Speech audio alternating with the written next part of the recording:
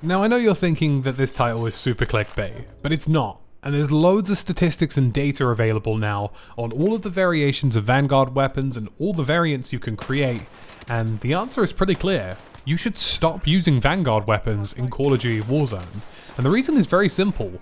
Most of the Cold War counterparts have higher bullet velocities, better TTK, and are just better guns overall. I've got a huge spreadsheet of data on this that I've gone through, and some of these weapons are just flat out not worth using. In fact, most of the Vanguard weapons are not worth using, and I'll explain why after the message from today's sponsor. This video is sponsored today by HP and Nvidia, who recently sent out their HP Omen 15, which features the incredible RTX 3070 laptop GPU. Which means on top of all the other specs I'm going to show you guys today, you get NVIDIA RTX ray tracing, DLSS which uses AI to boost your frame rate, NVIDIA Reflex to give you faster reaction in game time, and of course NVENC encoders for both editing and live streaming. The laptop they've sent me is the ultimate gaming machine. It features an 8-core 16-thread Ryzen 5800H, M.2 storage, 16 gigs of RAM, and a beautiful 165Hz QHD display, which is an IPS panel and looks fantastic. So whether you're using NVIDIA Reflex to boost your reaction time in games like Call of Duty Warzone and Siege, or getting real-time ray tracing in Cyberpunk, or simply using DLSS to get more frames in great story player titles like God of War, this is the laptop for you, and you can check it out at box.co.uk with a link in the description down below. I highly recommend it. Now this is a super ridiculous spreadsheet that was made by a guy called Rubinsk, and a big shout out to him because this data is utterly incredible. And what it details is the time to kill effectively of every single weapon in the game.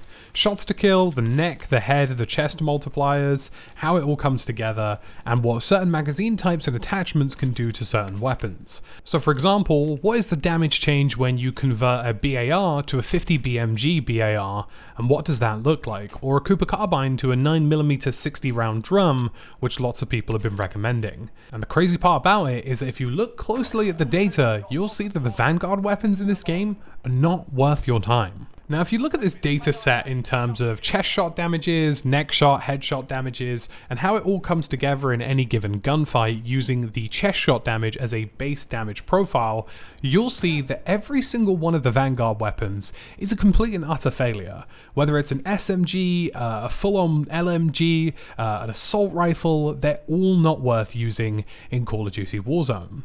Now, we're not including Modern Warfare weapons in this list because Modern Warfare weapons tend to have more damage drop-off over range and also have a movement penalty when compared to Cold War weapons, where every single Cold War weapon is faster than the Modern Warfare counterparts when you move across the map. So we're just looking at the Cold War weapons, and for this data set I've chosen the Cold War AK, the C58 which is long range, and the EM2. I've even thrown in the XM4 as well, and all of these are pretty incredible. Now, I'm going to use the XM4 because I think it's the perfect example of a long-range assault rifle with low recoil, and we're going to compare it to the most popular long-range weapons for Vanguard, the STG, the 50 BMG bar, and of course the Bren. Now, the STG is one of the most popular weapons right now, and it has a 700 time to kill if you only hit chest shots, so 700 milliseconds. Now, the XM4 is 666 milliseconds. Now, what gets more interesting about this is that most of the Vanguard weapons don't see a damage multiplication if you land headshots. So if you land a single neck or headshot with the XM4, the time to kill goes from 666 to 583, and that's the same if you land one headshot, two headshots, one neck shot. The combination of those individual shots relates to a 583 millisecond time to kill. Now, if you look at the STG as a comparison, landing a chest or one headshot doesn't change the time to kill value. It's still 700 milliseconds. And it's only when you've landed two headshots with the STG does it drop down to 600 milliseconds, which is still slower than the 583 milliseconds of a single headshot on the XM4. If you look at the 50 BMG bar, the base chest shot damage is 663 milliseconds, one headshot is 663, and two headshots is 663.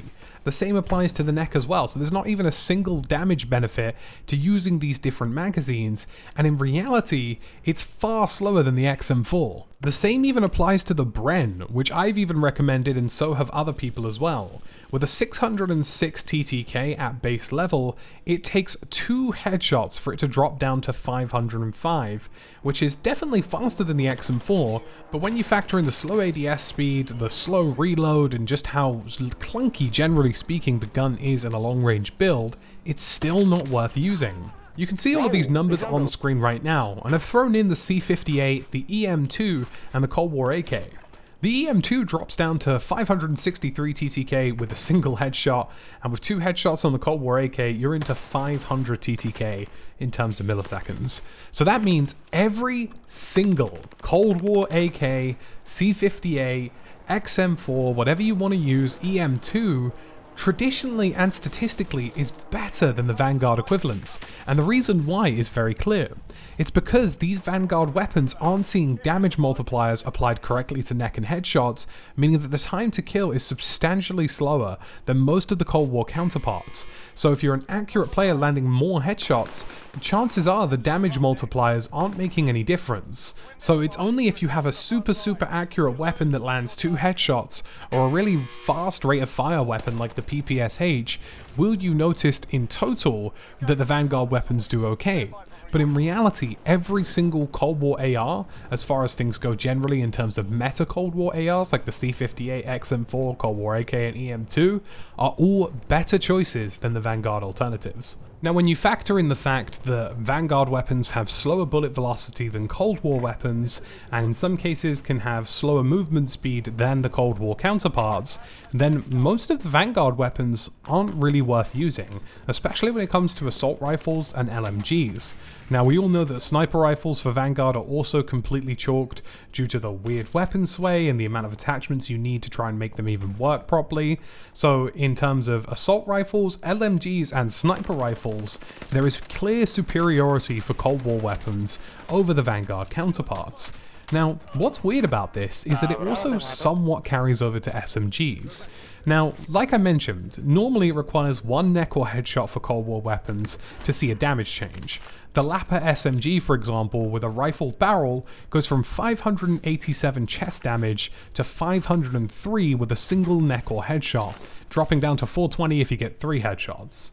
Now, at close range, this is pretty important, because if you're jump shotting, drop shotting, or hip firing, it's likely you'll land a headshot or 2. And if it requires more than 1 neck or headshot to see a significant TTK change, then there's chances that you're going to lose gunfights because of that. If you've ever been in a close quarters situation with an MP40, for example, and you notice that you die to a Cold War weapon, this is probably why. So taking that Lapper example, with a 587 TTK that drops down to 503 with a single neck or headshot. Now, comparing that to something like the MP40, that starts at 600 and then stays at 600 until you get 2 headshots, which it drops down to 500. The same applies to the Omen gun, which doesn't drop down to any kind of change of value for TTK until you get 2 headshots, 480 milliseconds at 2 headshots, but 600 with 1 neck or headshot. Now, in a close quarters situation where the time to kill is already so low, the chances of you managing to see a discernible difference on screen is pretty slim if you're using a Vanguard weapon, but pretty high if you're using a Cold War weapon, because a single headshot for most Cold War weapons will make a difference. My Milano, for example, doesn't have a good TTK drop and stays at pretty much 625 for 1 neck shot and 1 headshot, but with 2 headshots it drops down to 521. But the Milano is super controllable, has a tight hipfire spread, and is very easy to get headshots with. So it's very clearly a good alternative to something like the MP40, which has the same requirement of 2 headshots to get a faster TTK, but has a smaller magazine and isn't really as stable over range in comparison. There are some exceptions to this. For example, the Vanguard PPSH with a 230mm barrel, 478 TTK, so it's just insanely rapid, but of course has massive recoil, so it's only really good at very close ranges. but oddly the well gun as well. If you apply the rapid attachment as well as a 9mm mag, you can actually see some pretty good returns from this. And actually, if you use the 9mm mag with a gain win short barrel, you can go from 530 TTK at chest to 455 with a single neck or headshot, which is pretty impressive. So it's almost as though some of the Vanguard weapons don't have that TTK change when they get hit in the neck or head, but some of them do, and that's a very strange proposition. Now, you'll notice that with something like the Mach 10 in this data chart, they basically completely straightened out the entire time to kill at range. Because it has a super fast rate of fire, it means the likelihood of you landing a lucky head or chest shot is pretty high, or a lucky neck shot. So the general TTK for the Mach 10 is just 537, whether you get full chest shots, one neck shot, one headshot, two headshots, or three headshots, it's always 537. And it seems in order to preserve the time to kill for Vanguard, they've done the same thing, smoothing out most of the values so that most of them don't do extra damage until you get 2 or 3 headshots. But in a game like Warzone, fractions of a second count, and fractions of damage count as well. So not having a damage multiplier for your neck or headshot with a single bullet can be super punishing. And if that's the case, then many of you may want to reconsider using Vanguard weapons at all. The Lapper, for example, is a great example where I just think this gun is infinitely superior to pretty much any Vanguard SMG, and it can be applied to lots of assault rifles, LMGs, and as we know, the sniper rifles are already pretty OP. So if you're using an AR or an LMG, 100% you need to be using a Cold War long-range AR or LMG. But if you're considering going into close range and close quarters, there are some SMGs you'll get away with, but I genuinely do believe that the Lapper is definitely one of the best ones in the game right now, and you'll definitely see some pretty good returns from other SMGs as well. And you have to hit that balance between, do I want my SMG to be fairly accurate or just a straight up people melter at close ranges? At the moment right now, for me, I'll be running the Lapper with the rifle barrel and also the Swiss K31, because I think that's the best meta class in terms of sniper support, and I think that'll be the best setup you can get in this game right now. I hope this video was really helpful, and we're on the road to 100k, so feel free to hit subscribe, drop a like, it really does help, and shout out to Rubinsk as well. This dataset is absolutely incredible, super readable as well, and very good to use. Hopefully we'll see some more of this in the future, and I'm going to bring you guys lots of meta builds, whether it's the close range EM2 which I'm working on, or other weird Vanguard Cold War mashups. I'll let you guys know, and as always, thank you for watching.